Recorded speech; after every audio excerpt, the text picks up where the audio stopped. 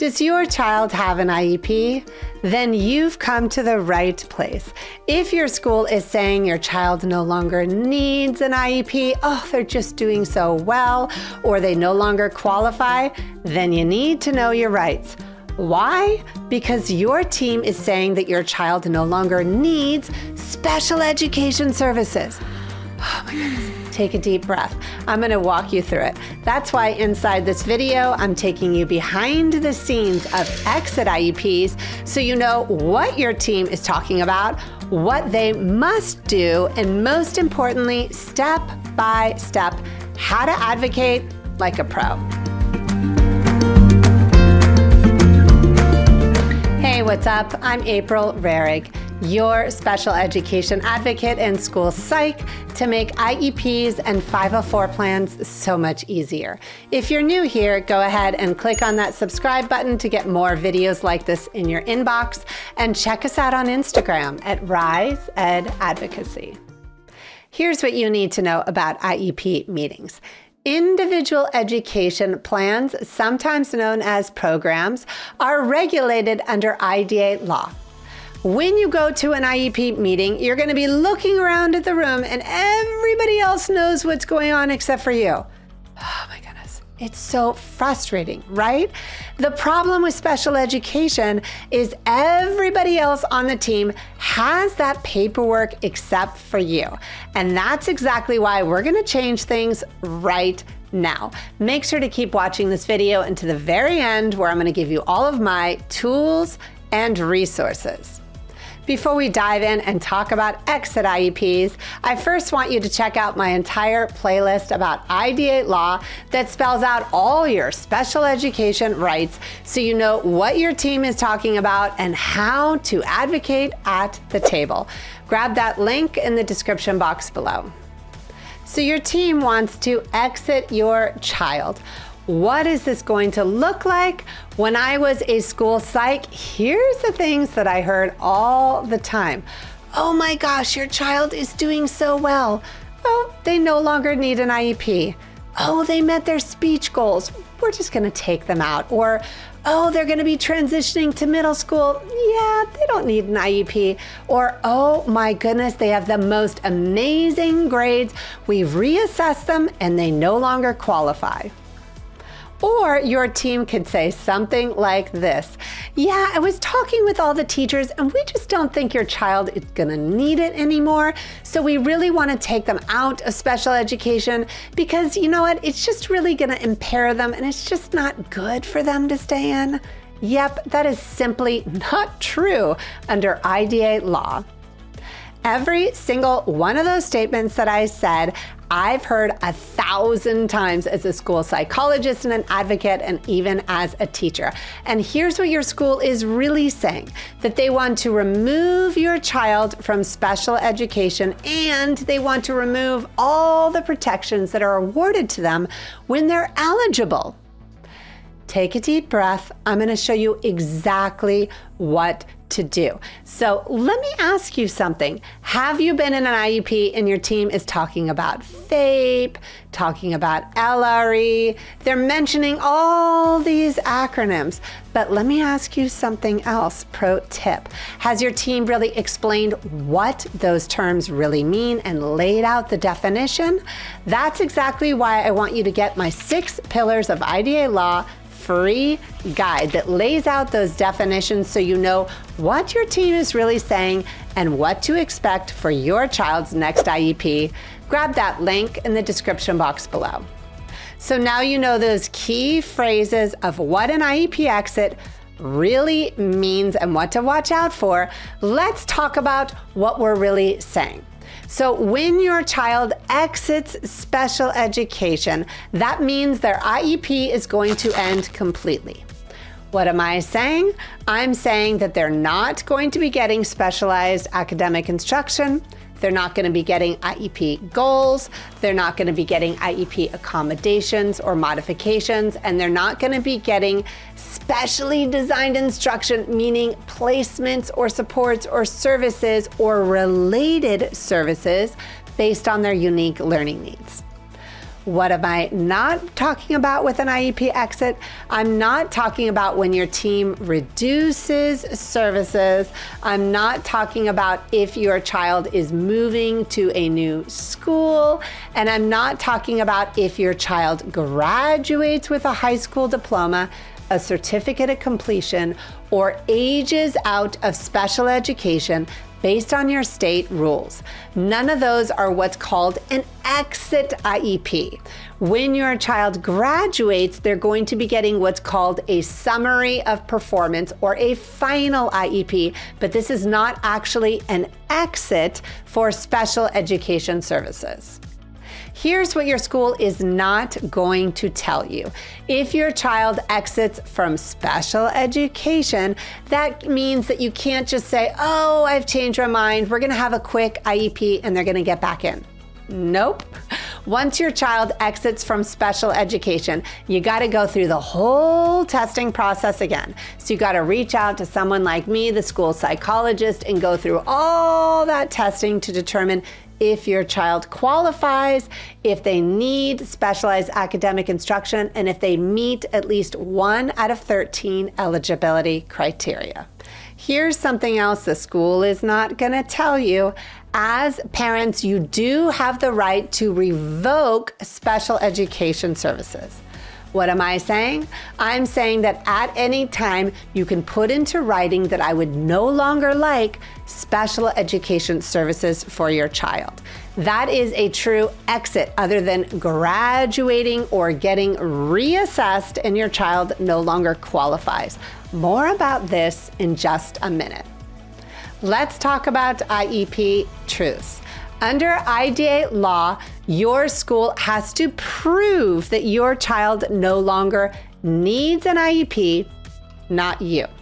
This is a team decision, meaning your team cannot just have one member, perhaps someone like me, the school psychologist, just saying, you know what, I don't think they need it, or I found the test data. No, this is based on a team decision under IDEA law.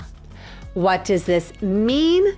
This means that your team cannot unilaterally exit your child based on what they think or what they're perceiving. They need to follow very specific legal requirements. This also means your team can't come to you and say, you know what, the IEP is really old. It's more than a year old.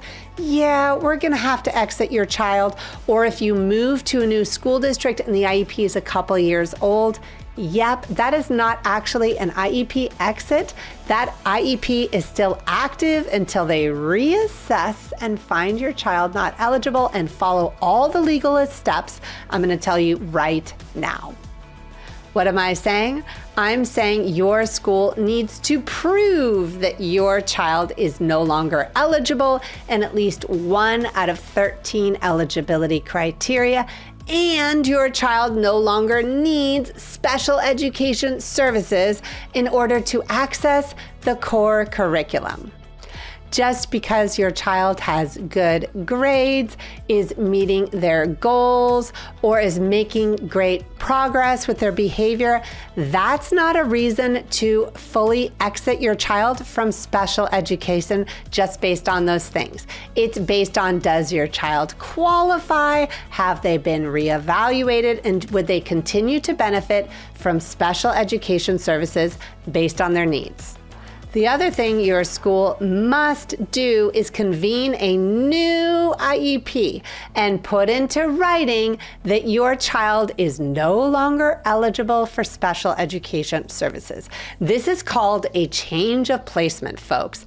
And your team is required to offer something called prior written notice, which is notifying you legally, hey, we've assessed your child, they're no longer eligible, and we're going to be removing them or recommend to remove them from special education services.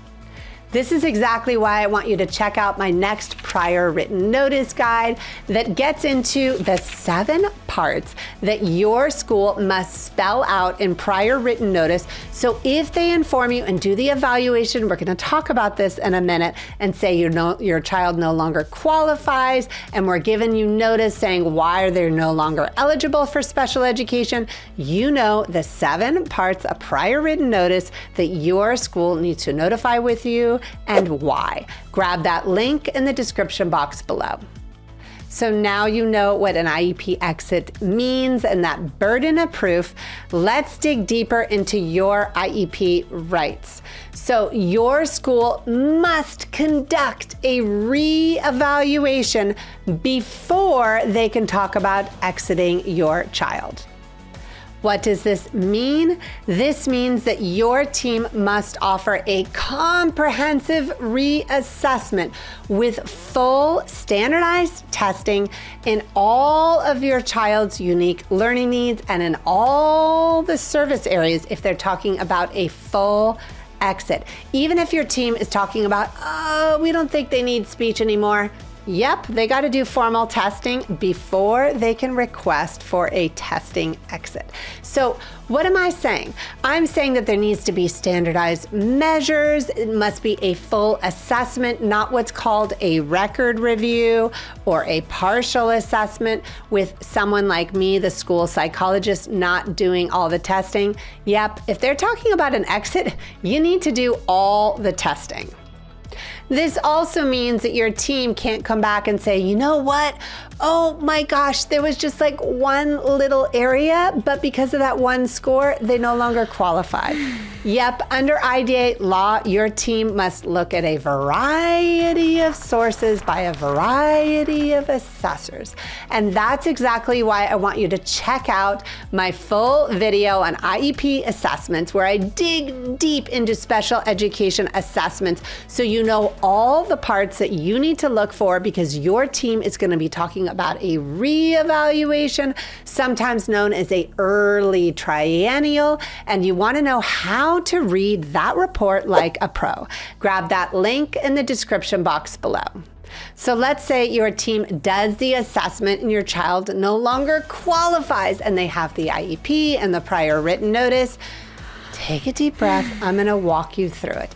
If you don't agree with the assessment findings, that means you need to put it in writing, and that's going to put your IEP into what's called stay put status, meaning your team needs to resolve that disagreement with you either through due process or mediation before they can proceed with that exit. So what do you do once you go into stay put status?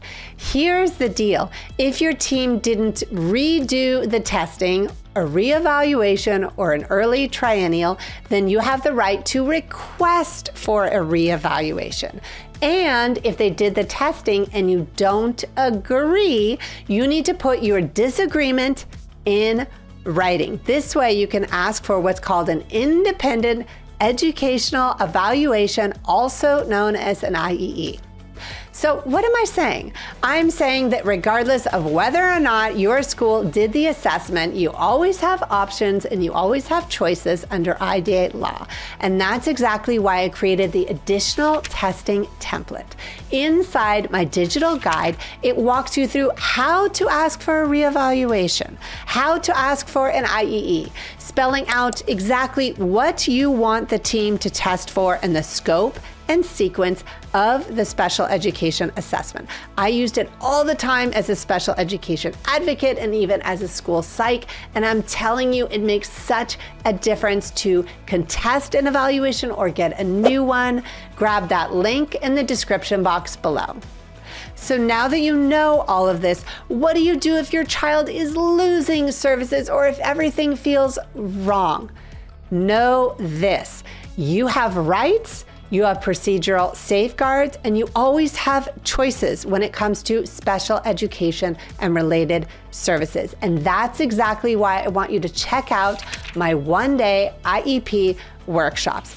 Each one of my workshops spells out all the different areas that help to support you, whether it's how to request testing, understanding reports, IEP meetings, or parent participation. My one-day workshops give you everything that I know as a special education advocate and as a school psych so that you can feel so much better at the IEP table. You don't have to deal with the drama and the stress, and you can get the instructions and directions to advocate like a pro. Grab that link in the description box below. So now you know what is an IEP exit, all those things to watch out for, and exactly how you can fix your child's IEP if your team is talking about changing them and removing them from special education. Do you have a question? Has this been happening to your child? Put it in the link in the description box below. Do you want me to do more videos or expand on more what I've talked about? Yep, put it there too. Like and subscribe to get more videos like this in your inbox, and check us out on Instagram at @Advocacy. Grab all those links below so that you can get fully prepped for your child's next IEP and you don't have the drama and the stress for every single meeting. I'm April Rarig, your special education advocate and school psych. I can't wait to see you for our next video.